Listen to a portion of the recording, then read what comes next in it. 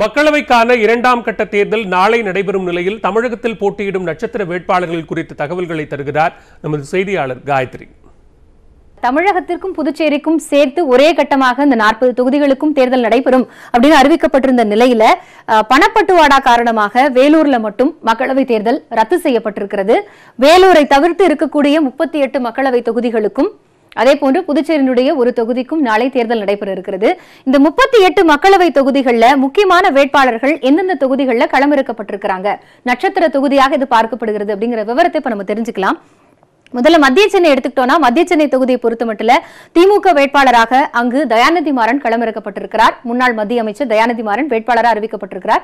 அவரை எதிர்த்து அதிமுக கூட்டணியில் இடம்பெற்றிருக்கக்கூடிய பாமக வேட்பாளர் சாம்பால் அங்கு களமிறக்கப்பட்டிருக்கிறார். மத்திய சென்னையில் இன்னொரு முக்கியமான 2 வேட்பாளர்கள் இருக்கிறார்கள். மக்கள் நீதி மைய வேட்பாளராக கமிலா நாசர் அங்கு களமிறக்கப்பட்டிருக்கிறார். அதே போன்று அமமுக எஸ்டிபிஐ கட்சி வேட்பாளராக தெஹலான் பாகவியும் அங்கு களம் காண்கிறார். இப்ப 4 முக்கியமான வேட்பாளர்கள் போட்டியிடுறதுனால அது முக்கியத்துவம் வாய்ந்த ஒரு தொகுதியாக பார்க்கப்படுகிறது. அடுத்து தென்சென்னை தொகுதியை பார்த்தோம்னா, தென்சென்னை தொகுதியை பொறுத்தமட்டில் திமுக சார்பில் தமிழச்சி தங்கபாண்டியன் வேட்பாளரா இந்த முறை களமிறக்கப்பட்டிருக்கிறார். ஏற்கனவே இந்த தொகுதியை வென்று எம்பியாக இருந்த அமைச்சர் ஜெயக்குமாரின் மகன் ஜெயவர்தன் இந்த தொகுதியில் போட்டியிடுறார். அதனால மத்திய தென்சென்னை தொகுதியை பொறுத்தமட்டில் அது திமுகவுக்கும் அதிமுகவுக்குமான நேரடி போட்டியாகத்தான் இருக்கும் அப்படின்னு கருதப்படுகிறது.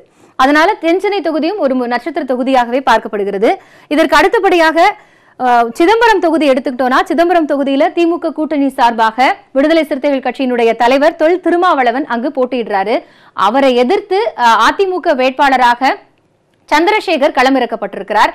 கடந்த 2009 மக்களவைத் தேர்தலில் திருமாவளவன் சிதம்பரம் தொகுதியை கைப்பற்றி இருந்தார். இந்த நிலையில் அவர் இந்த முறை அந்த தொகுதியை கைப்பற்றுவாரா அப்படிங்கிற எதிர்பார்ப்பு இருக்கிறது. இதற்கு அடுத்தபடியாக நம்ம பார்த்தோம்னா தர்மபுரி தொகுதியில அதிமுக பாமக கூட்டணி சார்பில் ஏற்கனவே எம்பியாக இருந்த அன்புமணி ராமதாஸ் அங்கு களமிறக்கப்பட்டிருக்கிறார்.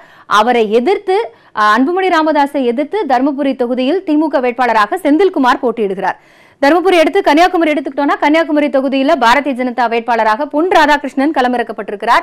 பொன் ராதாகிருஷ்ணனை எதிர்த்து காங்கிரஸ் வேட்பாளராக வசந்தகுமார் அங்க போட்டியிடுறார். அங்க பாரதிய ஜனதாவிற்கும் காங்கிரசுக்குமான ஒரு போட்டியாகத்தான் பார்க்கப்படுகிறது. அதற்கு அடுத்தபடியாக கரூர் தொகுதியை பொறுத்தமட்டில் அதிமுகவினுடைய மக்களவை துணை சபாநாயகராக இருந்த தம்பிதுரை அங்கு அதிமுக சார்பில் போட்டியிடுகிறார். அவரை எதிர்த்து காங்கிரஸ் வேட்பாளர் ஜோதிமணி அங்கு களம் காண்கிறார்.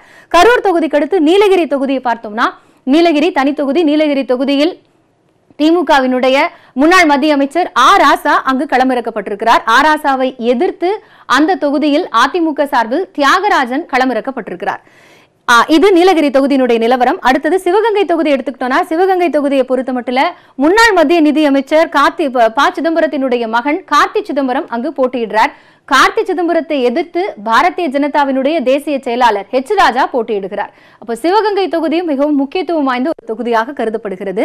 இதற்கு அடுத்தபடியாக ஸ்ரீபெரும்புதூர் தொகுதி எடுத்துக்கிட்டோம்னா, ஸ்ரீபெரும்புதூர் தொகுதியை பொறுத்தமட்டில் அங்கு திமுகவினுடைய முன்னாள் அமைச்சர் TR பாலு களம் காண்கிறார். அவரை எதிர்த்து அதிமுக பாமக தேமுதிக கூட்டணியில் இடம்பெற்றிருக்கக்கூடிய பாமக வேட்பாளர் வைத்திலிங்கம் அங்கு போட்டியிடுகிறார். ஸ்ரீபெரும்புதூர் தொகுதியை தவிர்த்து தென்காசி தொகுதியை பார்த்தோம்னா, தென்காசி தொகுதியில அதிமுக கூட்டணி சார்பில் அங்கு புதிய தமிழகம் கட்சியினுடைய தலைவர் கிருஷ்ணசாமி களம் காண்கிறார். அவரை எதிர்த்து திமுக வேட்பாளராக தனுஷ் எம் குமார் அறிவிக்கப்பட்டிருக்கிறார். தென்காசியை தொடர்ந்து தேனி தொகுதிங்கிறது துணை முதலமைச்சர் பன்னீர்செல்வத்தினுடைய சொந்த தொகுதியாக பார்க்கப்படுகிறது. இங்கு துணை முதலமைச்சர் பன்னீர்செல்வத்தின் மகன் ரவீந்திரநாத் குமார் அதிமுக வேட்பாளராக களமிறக்கப்பட்டிருக்கிறார். அவரை எதிர்த்து திமுக காங்கிரஸ் கூட்டணியில் இருக்கக்கூடிய தமிழக காங்கிரஸ் கமிட்டியின் முன்னாள் தலைவர் EVKS இளங்கோவனும் அமமுகவினுடைய வேட்பாளராக தங்க தமிழ்ச்செல்வனும் போட்டியிடுகிறார். 3 வேட்பாளர்களுமே பலம் வாய்ந்த வேட்பாளர்கள். அப்படின்னா கடுமையான போட்டி இங்கு இருக்கும் அப்படின்னு எதிர்பார்க்கப்படுகிறது.